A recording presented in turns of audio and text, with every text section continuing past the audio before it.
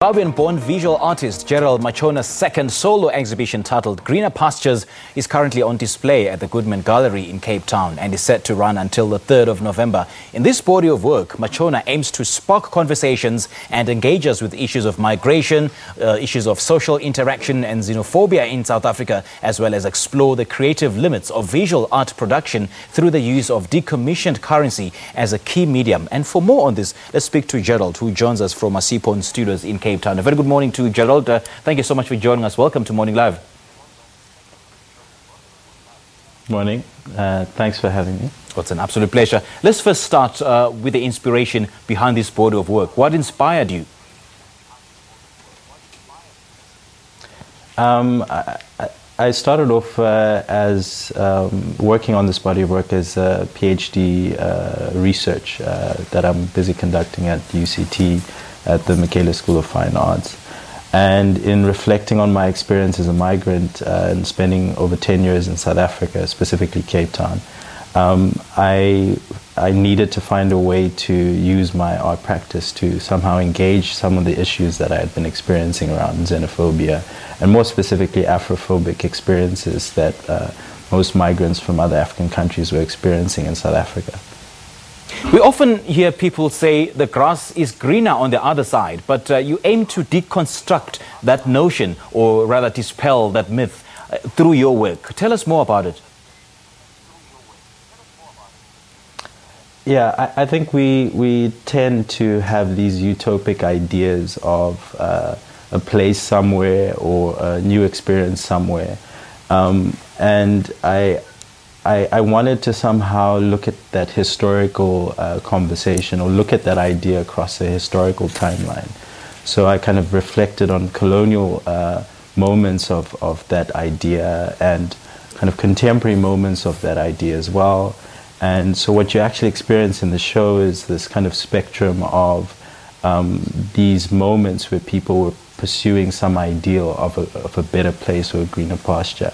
And one of the key works in the show actually looks into the future of potentially what one might think of as a greener pasture in a futurity or a future sense of the idea.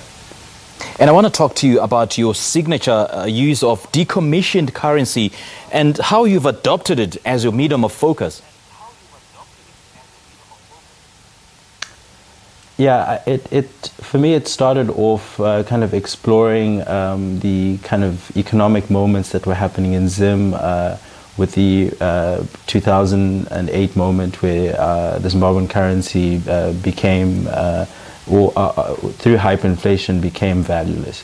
So I then quickly began to use that as a materiality in my work.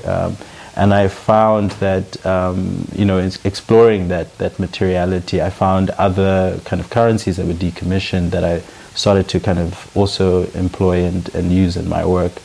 And I think what became quite interesting was the overlapping conversations that are happening around migration, around this pursuit of greener pastures, and how currencies in some ways symbolize that flow of people as well. And yeah, so that's where originally the use of currency kind of comes from in my work. But I think also what was quite important in reflecting you know, on my work was this idea of trying to shift these ideas of collective senses of identity. So the nation, as an example, is a large collective sense of identity that often excludes other bodies that might enter the space. So we're still quite fixed on this idea that where you're born is where you belong. So in my work I try to kind of complicate that idea by creating these national flowers out of decommissioned currency of the country that is significant to that national flower, and then I subtly insert currencies that are from migrant countries to that nation. Yeah, and having said that, it actually leads to my next question, how you are using your art to, you know, to dispel the cultural stigmas, to reveal and depict the stories of cross-culture, stories of transnational unions, stories of space sharing and family raising. Yeah, I think looking at the conversation, so for me, xenophobia, or the xenophobic violences that we kind of experience in South Africa, are more for me framed as Afrophobia. which is defined as kind of this fear or dislike for African culture or other African cultures, other African people, and African people from the diaspora. So for me in this show, what was quite important was to try shift that narrative, to shift that discourse from the conversation being centered around the violence, but to start hearing stories of people choosing to love across those divides. And so I think the show is more about Afrophilia, which is the love of Africa and the love of African people and the love of African cultures. So I think centrally, my work is engaging with that, if one really looks at the underlying currents of the exhibition. Well, the exhibition has been open since the beginning of the month. So what kind of feedback have you been getting from those who have seen it? They've loved it. Just the response has been amazing, and it's been well received. I was quite fortunate to have worked on the exhibition with a few collaborators. My partner, Stembi Mseza, and it was quite key in helping me shape some of the works together. We have 2 collaborative works on show there. I also worked with Tankiso Mamabulo, who's been amazing as well. She's an actress slash musician who collaborated on a key piece in the exhibition as well. And I have many other collaborators, you know, I can't name all of them, but I think those are the 2 key that were quite instrumental in helping me shape the exhibition.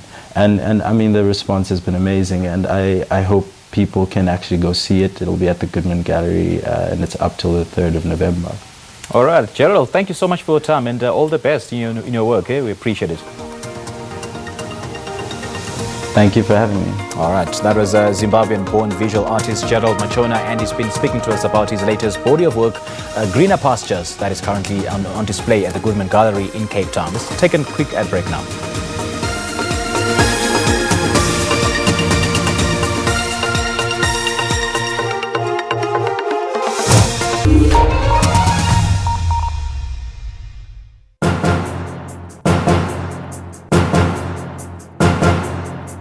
Every day and during every hour of our time beyond sleep, the demons embedded in our society that stalk us